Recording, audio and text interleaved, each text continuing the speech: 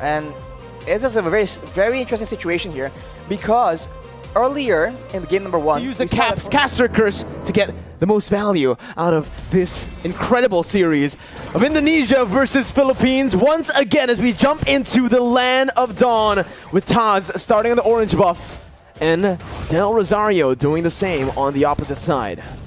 Slow start for both these junglers. They are tankier junglers essentially, so they are going to be playing a lot more for utility, but I guess Taz on the Akai can be a lot more aggressive. And just like that, you can see that the Philippines, they really enjoy using Villa Luna to get a lot of information and just be a big nuisance. And you can see the response coming in from the Indonesian players.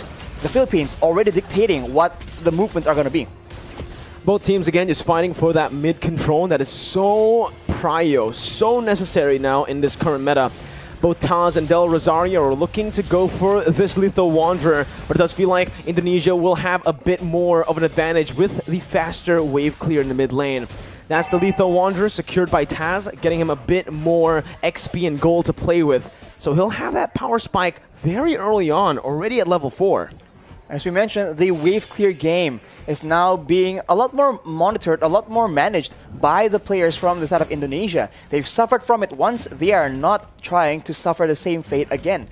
So right now, they're just moving around, and I think before the first turtle spawns, it's going to be relatively slow. But as I say that though, uh-oh, there you go. Ooh. That's the barrier with a wild charge. Psychos now going to be caught. First blood over to Philippines, but look at Taz. He's able to bring the members back in with a heavy spin. Del Rosario going to fall. The jungler for the XP lane, and Dapda will be forced to flicker out of there. Villa Luna a bit late on this rotation to match up against the Indonesian mid laners, but it is still just going to be a 1-for-1.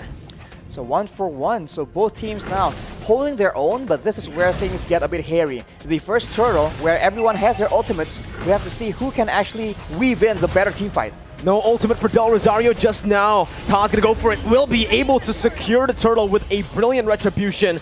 Dreams gets knocked up, but Philippines decide to back off. Now Dreams flickering forward, gets the Divine Judgment onto Imam, who's able to flicker away. Psychots has the Black Dragon form, looking for it, just decides to zone the Filipino members here and backs off.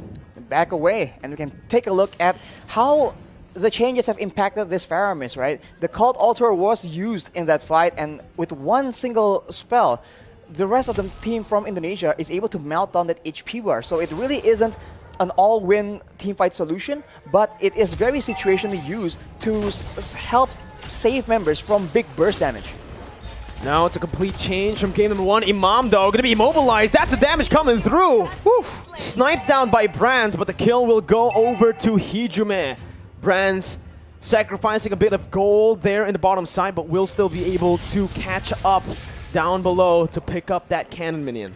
With stronger laners on the hands of the Indonesian players, they are now able to actually match the aggression, the fights, the skirmishes from the members of the Philippines. And now you can see that the Kaja pick is just having a lot more impact. This is what they wanted to do in game number 1, but the macro play coming in from the Philippines was able to deny that.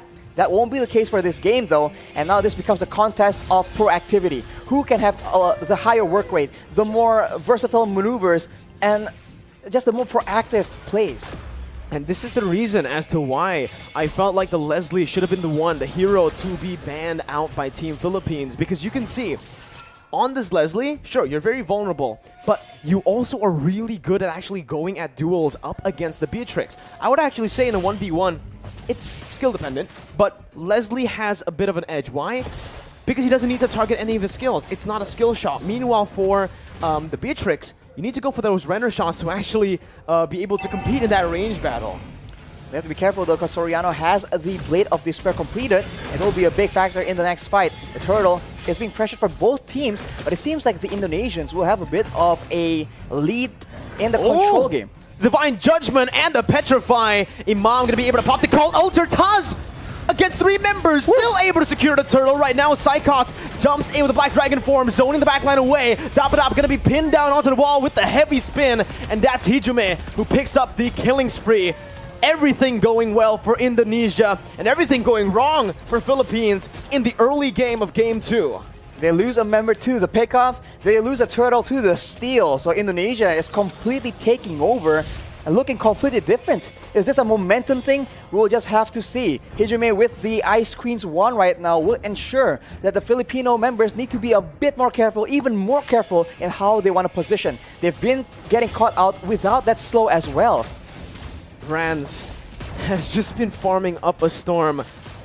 I really want to take a look at these items, right? It's a good steal by Soriano, but he got full turret gold, clearing waves constantly. He should have more gold than Soriano here with the assist that he got as well. But here in the mid lane, the bottom side river, Del Rosario going to be chained up again, and that's the pin down by the heavy spin.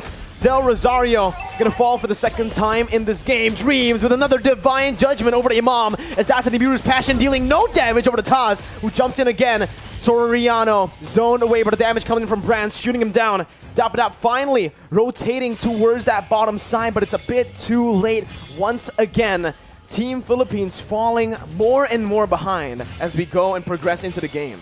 The Philippines are having very much trouble trying to manage distance because they're being slowed an insane amount. At any moment, it starts with the slow and then it gets followed up with the Divine Judgment, with the heavy spin. So Indonesia's pick-off game is going exactly how they want it to. And right now, they also have the advantage when it comes to range and also when it comes to that late game. They have that artillery with the real-world manipulation, and they also have the Leslie that can do a lot of true damage up to 2k in a single hit. And in the late game, Soriano will have a lot of issues trying to get any impact done in the middle of a big team fight. There's so much CC from Team Indonesia. There's a lot of survivability from Philippines, but they need to be able to utilize that crazy engage from the wild charge, and right now, it just doesn't feel like they are going to be able to. Taz there going for the turtle. That's going to be the real world inflation that was popped into for Soriano to flicker out. They baited out the Cult Altar and they baited out Villaluna into the other side of the wall. Mid lane turret going to be sieged down. Brands looking to poke the Filipino members, but it's a good disengage by both teams. It's still a small victory for Indonesia with that turtle take.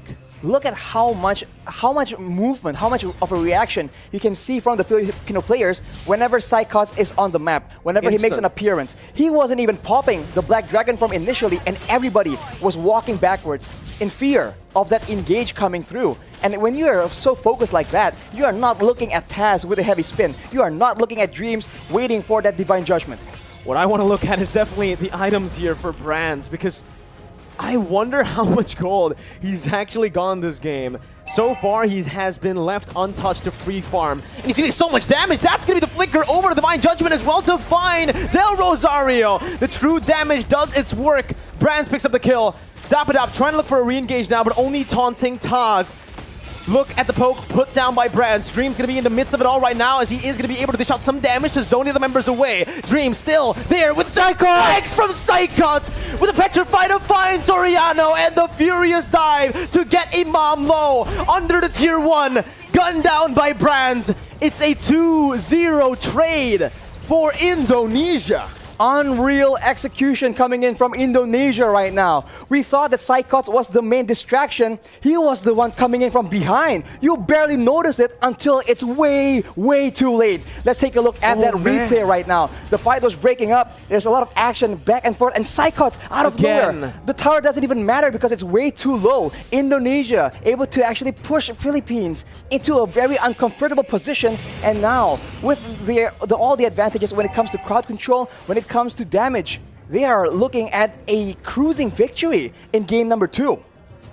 This is insane. Unreal. That's the word you can use for it, right? So much doubt for this Indonesian team after they qualified to represent Indonesia with only a week to prepare right after qualifying. Still able to play super well. And now they're rotating towards that top side. Taz soloing that lore. Del Rosario caught, no one there to help him out. Has to use the wild charge defensively and will lose out on a lot of HP. Brand still is able to get out. Has the flicker. They're going to go in for another re-engage here. Just some poke down onto the frontliners. And you can see that true damage, Rashi. I really wonder what the items are looking like right now, because the damage is pretty unreal already in 9 minutes for a Leslie. It comes with a true damage, and when you're concerned about the true damage, you can actually feel the burn coming in as well. Look at the items, as you mentioned. the Windtalker, the Endless Battle as well, allows him to get so much more burst damage initially, and after that, the Berserker's Fury allows him to dish out a healthy amount of DPS. On the other hand, you can see the Iesf, right? Hijumi with the glowing wand. All these tanky members are taking percentage HP damage whenever he's dishing out these spells, and they are absolutely spammable. And the siege game is dangerous. Luna going to be caught in that real-world manipulation. Imam as well, zoned away. The wave manipulation from Indonesia, absolutely phenomenal, as they are going to be able to use the Lord down below to pick up a turret. With Psychot zoning other members away with the Black Dragon form as well. That's base turret number 1 taken down. Top side pushing in, but Indonesia will decide to just play it slow. Clear out the mid lane and reset.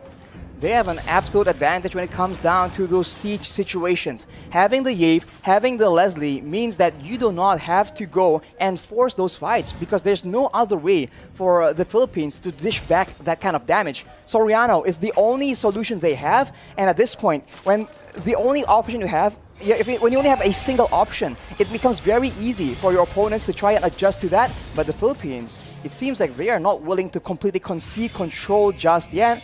They need to be very careful though, because the flank game, that flank game is just so on point from Indonesia right now. This is what we saw in Game 1, only just the opposite happening here in Game 2. Indonesia having control the whole 10 minutes early on. Philippines with a very similar flanking position here to look for something, but it's going to be a concealed play from Indonesia. And oh my god, Dream finds the Divine Judgment onto the best possible target. Soriano's out. Dapadap has to flicker out, but Psychos chases him down with a passive. Dapadap still surviving here. Only one member taken down, but that might just be the member that Indonesia needs to pick up some more base turrets. That high ground control is no longer available for Soriano. Dapadap trying to go in for some damage right there, but it's actually going to be petrified from Imam. He's going to be taken down. The wild charge in desperation. Villaluna in the back has to back off. It's an absolutely insane game and an insane performance from Indonesia as they knock Philippines down to the lower brackets. How? What? Oh my, we have no words left right now. How was that possible? That is insane from Indonesia. He did not lose a single retry battle up against a world champion. Up against the Filipino champions. That's Del Rosario, Wise from the Philippines. But like you mentioned, Rashi, this guy's the main man here. The utility, the damage, just take it all. Hijume was a perfect Iesf in this game. Zero deaths, doing all utility game. Lower brackets for Philippines. This is a scene that we have seen a few times before for the Philippines, right? Climbing their way from the lower brackets, but here, none of the main carries have a death from Indonesia. That is